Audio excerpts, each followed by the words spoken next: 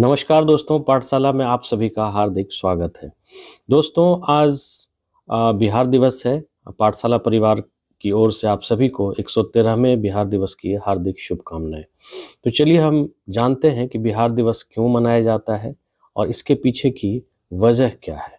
तो जैसा कि आप स्क्रीन पर देख पा रहे होंगे कि बिहार का ये मैप दिया हुआ है और अ, इसके नीचे मेन कारण लिखा हुआ है। दोस्तों, एक्चुअली क्या है कि बिहार की मांग क्यों हुई एक अलग स्टेट की? क्योंकि बिहार, बंगाल, उड़ीसा एक प्रांत है। सभी जो यूनिवर्सिटीज़ थे, ज़्यादातर नौकरियों में बंगाली लोग थे, उनका डोमिनेशन था। और बिहारियों को बिहार में ही लगता था कि जैसे उनका बिहार ना हो। उनके अंदर एक हीनता की भावना आने लगी थी। तो इस वजह से बिहार बिहारियों के लिए है, ये भावना उनमें उद्दत होने लगी और कहीं न कहीं एक अलग राज्य बनाकर ही हम सही से रह पाएँगे, हमारी माँगें पूरी होगी, हमें दबाया नहीं जाएगा, ये भावना बिहारियों में आने लगी थी। तो चलिए जानते हैं। The main reason behind the demand of separate state Bihar was dominance of Bengali in government services and every sector within Bihar province also.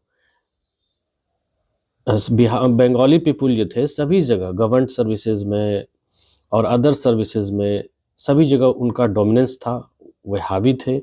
राजधानी भी कोलकाता थी, सभी बड़े-बड़े ऑफिस, कार्यालय, शिक्षण संस्थान सभी कोलकाता में थे और बिहारियों को बिहारी अपेक्षित महसूस करते थे। उन्हें लगता था उन्हें मौका नहीं दिया जाता है या उनके साथ ठीक से व्यवहार नहीं किया जाता है। बिहार की नौकरियों में भी उनको स्थान नहीं दिया जाता है। तो Bengal was the center of education, nationalist movement, and even all the government offices and universities were situated in Bengal. Only some Bihari students were beaten up in Kolkata so that Sachidanand Sinha and some educated people raised their voice that Bihar बिहारियों के लिए है and demanded separation from Bengal. तो बिहार के जो student जाते थे वहाँ पढ़ने के लिए बंगाल में, उनके साथ ठीक व्यवहार नहीं होता था। तो इन सब वजहों से नौकरियों में मिल रही कम अवसर, शिक्षण संस्थानों का बिहार में ना होना और कोलकाता जाकर पढ़ने पर उनके साथ बुरा व्यवहार होना, इस तरह की तमाम बातें थी, जिस वजह से बिहार एक अलग प्रांत स्थापित करने का भाव उस समय के शिक्षाविद सच्चिदानंद सिन्हा और महेश नारायण आदि के मन में आई और उन्होंने इस आंदोलन को, इस मुहिम को आगे बढ़ाया। हालांकि अब वैसी स्थिति नहीं है, अब हम लोग भारत में सभी बिहारी, बंगाली भाई मिलकर रहते हैं, लेकिन ये मैं पूर्व की बात कर रहा हूँ, 19वीं शताब्दी की। जी हाँ दोस्तों, अब देखिए बिहार प्रांत की मांग 19वीं शताब्दी के अंतिम दशक में बिहार को एक पृथक राज्य में परिवर्तित करने की मांग बुद्धिजीवियों द्वारा प्रस्तुत की जाने लगी। 1894 में बिहार टाइम्स नामक पत्रिका का प्रकाशन आरंभ हुआ, जिसमें बिहार को पृथक प्रांत बनाने की मांग रखी गई। सबसे पहले 1894 में 1894 में बिहारी टाइम्स नाम की पत्रिका निकाली जाती है। इसके संपादक महेश नारायण थे और प्रमुख सहयोगी सच्चिदानंद सिन्हा थे। और इसी वर्ष बिहार के उपराज्यपाल सर चार्ल्स इलियट को ज्ञापन दिया गया कि बिहार को पृथक प्रांत बनाया जाए, मगर इसे स्वीकृति नहीं मिली। तो आपने देखा कि सच्चिदानंद सिन्हा और महेश नारायण ने बिहारी टाइम्स पत्रिका निकाली और बिहार के पृथक प्रांत बनाए जाने की मांग रखी चार्ल्स इलियट के सामने, लेकिन ये स्वीकार नहीं हुआ, लेकिन उनका प्रयास जारी था। अब 1905 में बंगाल का डिवीजन हो जाता है।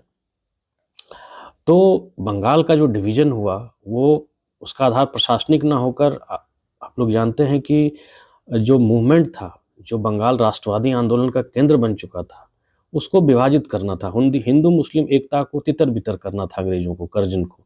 इसीलिए पूर्वी बंगाल और पश्चिमी बंगाल में बांट दिया। एक तरफ बांग्लादेश की तरफ, जो आज का बांग्लादेश है, पूर्वी बंगाल कर दिया, असम बांग्लादेश को मिलाकर उसमें ज़्यादा मुस्लिमों की आबादी रखी और पश्चिम में हिंदुओं की, जिससे कि हिंदू और मुस्लिम में अलगाव का बोध पैदा हो और राष्ट्रवादी आंदोलन जो मजबूत हो रहा था वह कमज़ोर हो जाए।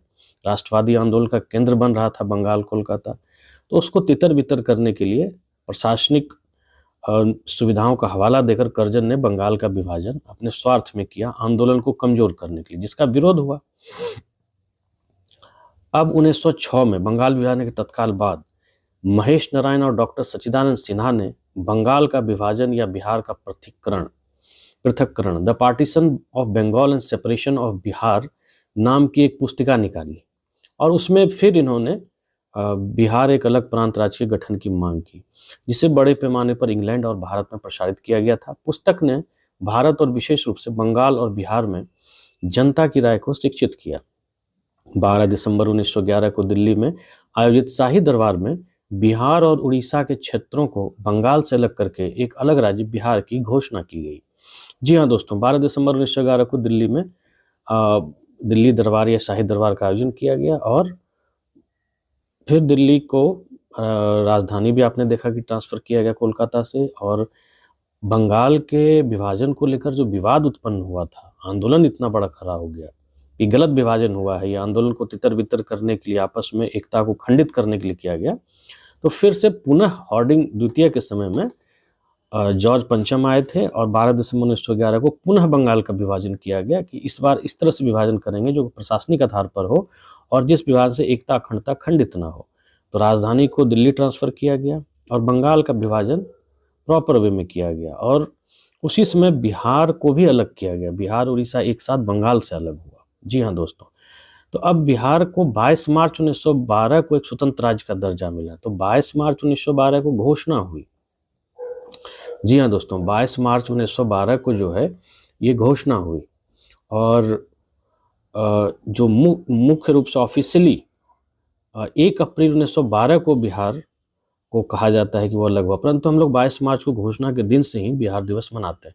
Although officially Bihar was separated from Bengal on 1 April 1912, but on the day of announcement that is 2 March we celebrate Bihar दिवस। उसके बाद 1 अप्रैल 1936 को उड़ीसा तथा 15 नवंबर 2000 को झारखंड बिहार से अलग हुआ। तो सच्चिदानंद सिन्हा जो प्रणेता थे बिहार एक अलग प्रांत की स्थापना की और महेश नारायण, इसलिए सच्चिदानंद सिन्हा को आधुनिक बिहार का निर्माता भी कहा जाता है। जी हाँ दोस्तों, तो आपने देखा कि हम लोगों ने बिहार दिवस पर चर्चा की कि बिहार दिवस क्यों मनाया जाता है, आखिर इसके पीछे की का कारण क्या है। तो ये तो हम लोग सभी जानते हैं कि 1 अप्रैल 1912 को बिहार अलग हुआ और उसके पहले 22 मार्च 1912 को घोषणा हुई थी बिहार के बंगाल से अलग होने की, इसीलिए हम लोग बिहार दिवस मनाते हैं।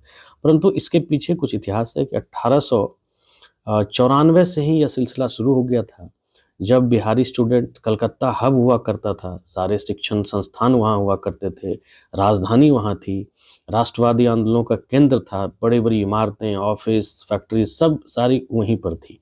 नौकरी के लिए या अन्य कभी पढ़ाई के लिए बिहारियों को वहीं जाना पड़ता था, बिहार के लोगों को। और बिहार में भी बड़े-बड़े पदों पर या सरकारी विभागों में, महकमों में बंगाल के लोगों की प्रभुत्ता थी, वे हावी थे और बिहार के अंदर खुद बिहारी भी अपने आप को अपेक्षित महसूस कर रहे थे। तभी उनके मन में ये भावना हुआ कि बिहार बिहारियों के लिए है और बिहार को एक अलग प्रांत बनाया जाए जिसमें कि हमारी बातें हो, हमारी मांगें हों और हम अपेक्षित महसूस ना करें। यहाँ से मांग शुरू हो गई और सच्चिदानंद सिन्हा और महेश नारायण ने भी एक स्टूडेंट रहे थे और कलकत्ता में वे जिस तरह से प्रताड़ना उन्होंने देखा था बिहारी स्टूडेंट्स का, इस वजह से बिहार को अलग प्रांत करने की उन्होंने मांग स्टार्ट कर दी महेश नारायण के साथ मिलकर। चार्ल्स इलियट को ज्ञापन सौंपा, 1894 में स्वीकार नहीं हुआ।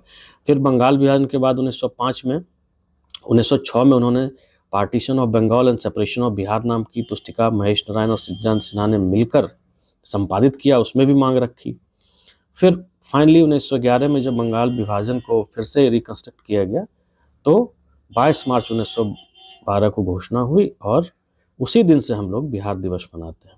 तो आशा करता हूँ आपको ये बिहार दिवस के पीछे की जो कहानी है वो समझ में आई होगी और आज 113वें बिहार दिवस की हार्दिक शुभकामनाएं आपको पाठशाला परिवार की ओर से। मैं जल्द ही आपसे एक नई वीडियो के साथ मिलूंगा, तब तक के लिए मुझे दीजिए इजाज़त। जय हिंद, जय भारत, जय बिहार।